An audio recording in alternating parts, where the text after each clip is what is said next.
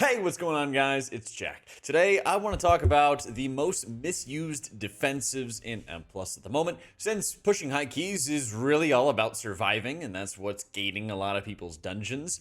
And you're pretty dependent, whether you're a healer or a DPS, on those defensives, both your own and the healers, to make sure you're surviving through the highest keys possible. So in this video, I want to talk about two things. One, the most misused defensive, which is darkness from demon hunters, and then two, what those defensives that other people have, how they get misused, how they can be better operated. Okay, so let's start off with darkness. Oh yeah, do not use darkness. Just save it for the ads, please. This is the most misused defensive I've seen in pugging and kind of just general knowledge. There's a lot of times where people want to use darkness for binary events, and what I mean by that is like Blackrook Hold or Rise, okay? In both of those dungeons, you have multiple instances of like binary events, whether it is Tyr's Stomp, whether it is the AoE from the very first damage event that Dantalianax does with his Shadow Bow Volley. It's like you either live it or you do not live it. And as a result, darkness is a horrendous defensive for those situations. It's a bad defensive for those situations because there's better ones down the line that you could otherwise be using them for.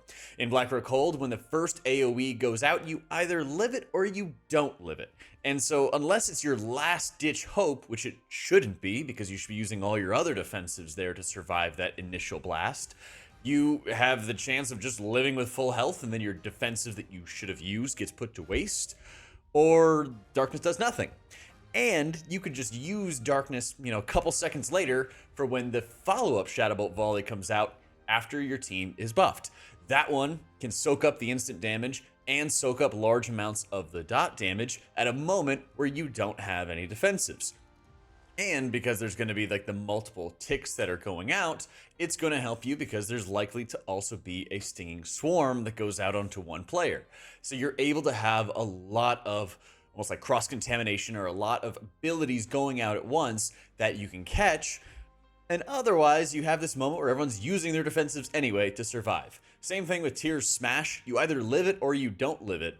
And while you might be able to use it at the start of the fight if you have a lower CD on darkness, if you do not, then you miss out on having that ability going into the next trash pull, which is going to have steady AoE from two different mobs that are constantly pulsing your group. So once again, you sort of have a binary event with the Smash, whether you live it or die it or get the absorb value out of it, and then the opportunity cost of missing it for a high tick rate damage ability or multiple abilities that happens right after that event. There's a lot of times where people think that they're helping in that situation by just hitting the ability on cooldown, and then they actually miss it in a large opportunity a little bit later on. And I've seen that so many times in a variety of pugs that I think darkness is the most misused defensive I've seen. Websites like Not Even Close are back in style, not only for being able to survive one-shot events and figuring out your base health, stamina, avoidance, versatility, etc., and the damage reductions that are available, but also to compare the damage between specific events, okay? Notably, things like Ataldazar with Racking Pain, because things like Racking Pain actually deal less instant damage than Soul Rend does.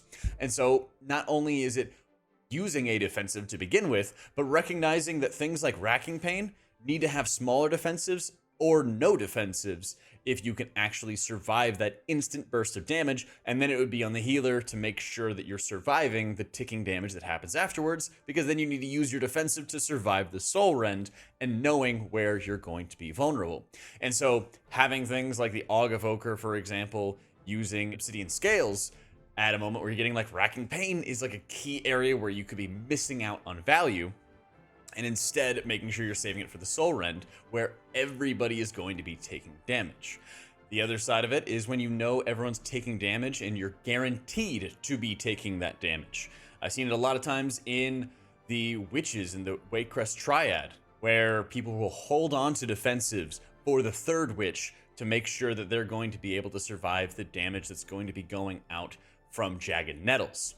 The biggest thing there is that it's not necessarily a guarantee that you take that damage to begin with, because you can shadow meld your way out of it to put it on somebody else. You can, of course, have externals to be able to survive that damage, and there's a very high amount of immunes that classes that are meta in M+ at the moment have to make sure they're able to take it. So, as an example, if you're a priest or a boomkin, or you just are a squishy night elf of some kind, knowing if you have other people in your group that can immune these events, and knowing you may not have an external or a resource on hand, can be helpful to kind of bounce it to somebody else. But it could also be just as harmful if you don't know who it could be going to, or there's other squishers in your group as well. Because you may want to be in a situation, and I would say often you would want to be in a situation, where you're using your defensives to deal with Malady, the movement witch, the second witch that you fight on the encounter. Since there's about a minute and a half, minute or so, between each of those witches as they cycle, you often are having defensives, a lot of them in the game, back by the time you get to Malady once again, which gives you the opportunity to constantly be using your defensives at a time where you're guaranteed to be taking that damage, and not having it up in the air as to whether or not you take Jagged Nettles damage. And so that's where a lot of responsibility goes on to the healer, because if you're having everyone using defensives for a guaranteed damage moment, which will make the healer's life a lot easier, great. But then the impetus goes on to the healer, whether you're a Mistweaver, Druid, Disc Priest, whatever it is, whether you're a Holy Priest even, that your externals or your large single target healing, or both, needs to be attributed towards that Jagged Nettles. Whether you're a Holy Priest and you know people will survive the hit, but you need to save a Serenity charge always every single time to just blast that target up to full. Whether you're a Disc Priest and you're watching target of target and slamming a Pain Sup before the Jagged Nettles goes out onto that target, the responsibility then flows to you, and it's something you should communicate in advance with your team to say, hey, make sure you're using your defensives on that second one every single time. That way, you know who is not going to be having defensives, who might be saving immunes, things like Netherwalk, Bubble, that may not be as good to be using for the steady damage that's going to happen on Malady. But they'll want to save for the instant damage that could happen on Lady Briar. And if you're enjoying these kind of videos, make sure you subscribe and check out the Patreon. If you haven't checked out Not Even Close, I would again highly recommend it. And also keeping in mind that defensives are only going to be as valuable as what they're going to soak up, and that just completely wasting defensives can often happen. There's a lot of moments, especially when I've done higher keys as Holy Priest, where I'm looking for when I don't have a defensive or somebody else doesn't have a defensive to leverage my huge single target healing to be able to help out that person, but also isolate people who are using their large defensives. And so when you're in situations where there's going to be consistent damage going out onto everybody at once, you can also recognize that when somebody has one defensive up and somebody doesn't, those are the opportunities you can maximize your single target output. Whenever I'm doing dungeons as Disc, I'm usually blasting a lot of healing onto everybody at once, and so there's moments where kind of having everyone use their defensives together helps a lot. And then I don't have as much output for burst AoE at that moment because I may not have Shadow Covenant up, but then when I do have that output, that's when I'm not as dependent upon everyone using their defensives. What this means is that you're trading between output and damage reduction to make sure you're surviving incoming hits. Because something as simple as a 20% damage reduction at a key moment where there's lots and lots of AoE damage that's constantly going out makes a massive impact on the amount of damage that needs to be healed up to make sure you're keeping your team alive. And so the more that you can rely on people, and I know, the more that you can hope that people are using their defensives or communicate in advance when you're doing dungeons for key areas where you need people to use their defensives, the easier of a time that you often have. The way I look at it for encounters like Lord and Lady Waycrest is at the beginning of the fight, if you have some ranged players with interrupts, aka not Disc Priest, you're going to have the opportunity to kick a couple Racking Pains to stop some of the AoE party damage. But when you don't have those things on hand, then you're not going to really have many opportunities to mitigate that damage coming in from the boss. And so having people just naturally cycle defensives throughout the first phase where they cannot kick Lady Waycrest is just really good.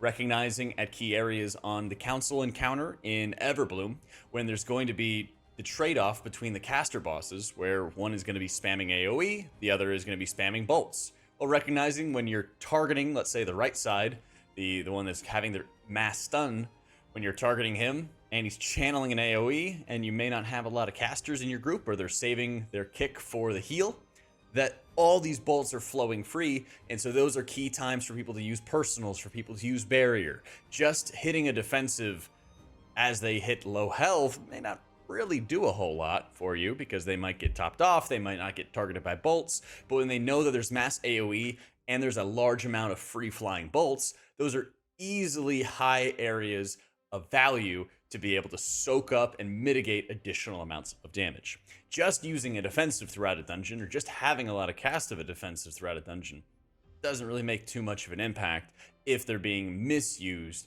or they're being used at poor times. Keep in mind, if you are a healer, a lot of this communication needs to be on you at the start of dungeons, unfortunately, to make sure you're educating people as to when there are ideal times to make sure their team is cycling through those defensives. Being able to recognize in advance where there are areas where your team is going to need to go the extra mile to support you in certain dungeons is always going to be very impactful. Whether it's just saying, hey, make sure you're holding darkness, or make sure you hold like bubble sack or something like that. For me, after we defeat tiers, that I have something on hand.